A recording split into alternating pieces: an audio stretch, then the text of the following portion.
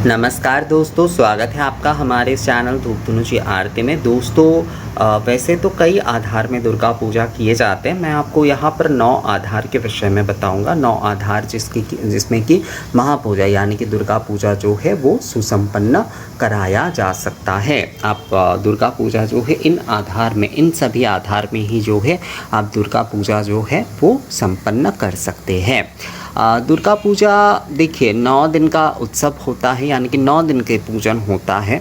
नवरात्रिक पूजन कहा जाता है। इसमें बहुत सारे आप लोग जैसे कि मुझसे पूछते हैं कि दादा नवरात्रि से अगर हम जो है पूजन मतलब प्रतिपद से अगर हम पूजन नहीं कर पाते हैं तो क्या नवरात्रि के पूजन हम कर ही नहीं पाएंगे। देखिए आप कोई भी एक कल्प में पूजन कर सकते हैं। आप षष्ठी कल्प में करिए, आप सप्तमी कल्प में करिए। षष्ठी कल्प मैं वैसे लोगों को उतना कहता नहीं हूँ, मैं ज़्यादातर सप्तमी से कहता हूँ, क्योंकि षष्ठी आदि जो है वो बोधन का कल्प होता है। तो साधारण जो लोग पूजन आदि कर रहे हैं तो मैं उन्हें कहता हूँ अगर प्रतिपद से आपने जो है कल्प आप नहीं कर पा रहे हैं, मतलब आपने जो है पूजन नहीं शुरू कर पाए, कलश स्थापना आप नहीं कर पाए हैं, तो आप जो है सप्तमी से कर सकते हैं। आप अष्टमादि कल्प कर सकते हैं। आप केवल अष्टमी केवल नवमी भी जो है वो कर सकते हैं।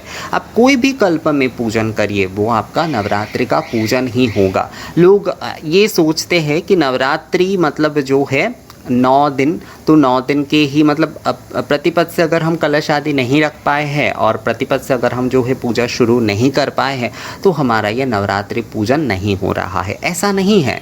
कल्प की भाग कर दिया गया है कि सभी कर पाए। कोई अगर एक दिवस का ही करना चाहे तो वो भी जो है केवल अष्टमी महाअष्टमी के पूजा और केवल नवमी यानी कि महानवमी के दिन जो है वो पूजन आदि संपूर्ण कर सकता है।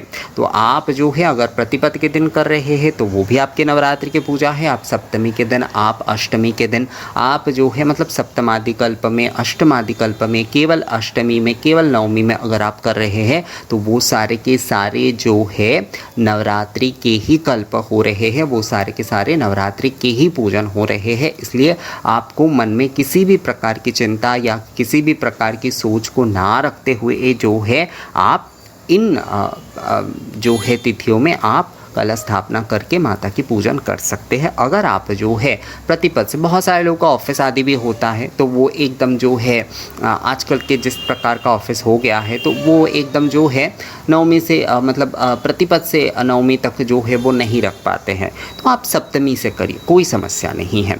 ये सभी के सभी नवरात्रि के मध्य में ही, मतलब ये हमारी जो नवरात्रि जो कि हमारे प्रतिपद से शुरू होकर महानवमी तक चल रहा है उसके भीतर ही ये सारे कल्प है। ये सभी के सभी नवरात्रि के ही पूजन है, सभी के सभी ही दुर्गा पूजा है। तो आप सप्तमी से अष्टमी से जब भी आप करना चाहते, केवल अष्टमी केवल नवमी, वो सभी के सभी नवरात्रि के ही पूजन होंगे।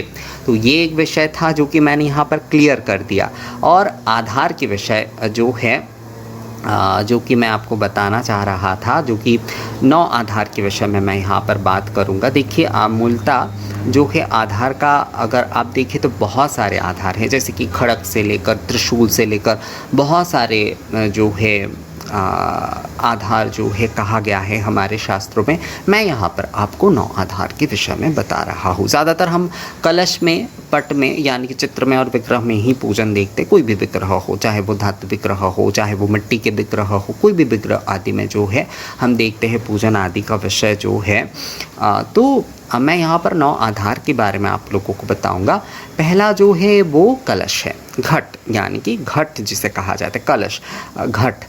तो देवी कलश में पूजन, पट में पूजन यानी कि पट मतलब जो है चित्र में पूजन, या फिर पट चित्र भी होते हैं, पट चित्र भी होते हैं, पर अभी वो चित्र में ही मूलतः जो है वो पूजन किए जाते हैं। तो कलश में पूजा, चित्र में पूजा, विग्रह में पूजा, पत्रिका में पूजा। पत्रिका मतलब जो है ये जो बेल वृक्ष में पूजन आदि हो रहे हैं या फिर नव पत्रिका आदि में पूजन हो रहे हैं तो इसमें पूजन। दुर्गा सप्तशती में पूजा, श्री चंडी को भी जो है माता का ही जो है रूप मान के, उनमें आप लोगों ने बहुत जगह पर देखा होगा, उन्हें साड़ी आदि पहना कर, कहने आदि पहनाकर उनकी पूजन, उनके आधार पर जो है पूजन किया जाता है।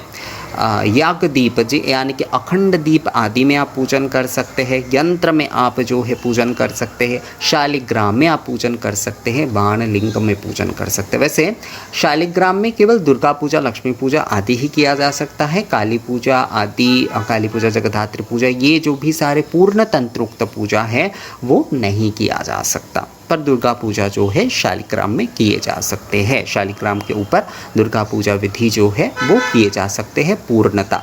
तो 9 आधार में, वैसे देखिए खरग में, त्रिशूल में पुष्प आधार होता है, जल का आधार होता है, दर्पण का आधार होता है, बहुत सारे आधार होते हैं, बहुत सारे 51 ऐसे आधार हैं। उससे ज़्यादा ही शायद होंगे, 51 ऐसे आधार कहे जाते हैं। तो उसमें जो है महापूजा, दुर्गा पूजा जो है वो आप सुसंपन्न करा सकते हैं। मैं यहाँ पर आपको जो है 9 आधार के विषय में ही केवल मात्र बता रहा हूँ। वो 9 आधार है: कलश, देवी कलश, पटचित्र यानी कि चित्र, विग्रह, पत्रिका, दुर्गा सप्तशती, याग दीपक यानी कि अखंड दीपक, यंत्र, शालिग्राम और वानलिंग।